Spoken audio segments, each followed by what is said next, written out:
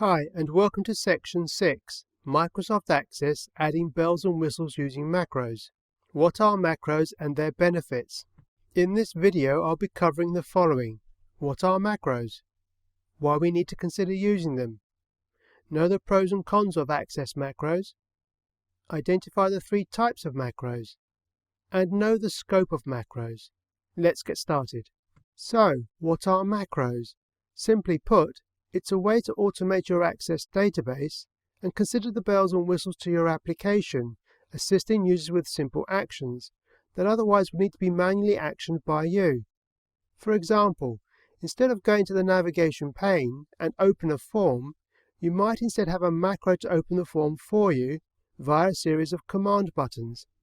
Each command button would of course action a different Access object, like Customers button, opening the Customers form, Suppliers button, opening the Suppliers form, and Products button, opening the Products form.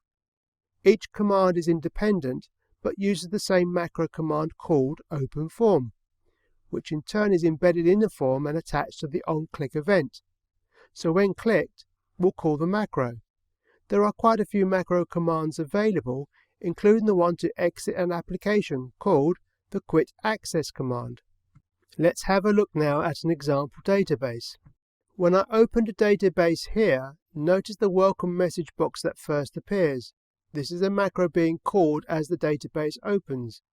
I'm prompted to click the OK to continue, like so. As a result, it now takes me to another screen, a navigation starting form, and not the normal navigation pane.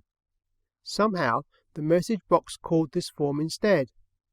Also note, the navigation pane is hidden too, and may have even been disabled, which is possible to set in Access. I'm forced to work within the framework of what's in front of me, and not be distracted by the main focus of opening and navigating between Access objects. In this case, for forms like so. There's even an exit button here that will close down the database file along with the application in one single click action.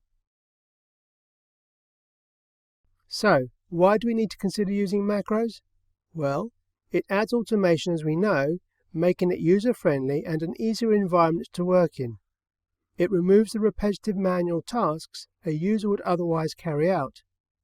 It can control workflows, restricting users to certain areas only, and increase the overall database security. It also combines multiple user actions all into one routine and reduces user error processes. A macro can be set to interact and engage with users, prompting for data input and continue processing information for you. It can handle any incorrect data input and output processes, helping users to correct and repeat the same actions using loops. And seamlessly run and check background processes for you, validating information without users needing to know anything about. Therefore, the macros will be an essential set of objects which will fine-tune your database. However, there is quite a bit to know before using macros in a database. We need to know their limitations too, and running through the pros and cons will help to decide if a macro should be used or some other method instead, namely a higher level of automation called VBA code, which are your modules in Access, and we'll be covering this in another section. So, what are the pros? They are easy to create and write, and no prior programming knowledge is required. It's a safe language to use with no security threat, as it's an internal language to Access only. Can also be safely used for web-based Access applications via the approved sharing services. Macros can be embedded as part of the Access object, keeping memory optimized. Can also attach macros to the ribbon bar and therefore can be customized. There are two convenient auto macros that are very handy to use, and any variables used, and will be covered in other videos, are not reset or lost until you exit the application. The cons are not such an issue, but macros are not perfect either, and the decision to use a macro or the high-level VBA code via a module will matter if performance is hindered. VBA code may be the better choice. Macros can only work with its own Access objects, and doesn't provide external routines with other applications. As a result, macros may not be as flexible as required to fulfill.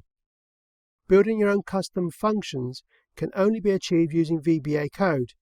Do note, macros and VBA code in modules can work together, whereby a macro has a command to call a VBA procedure, which I will not be covering in this tutorial. The final part to mention here is that there are three different types of macros available.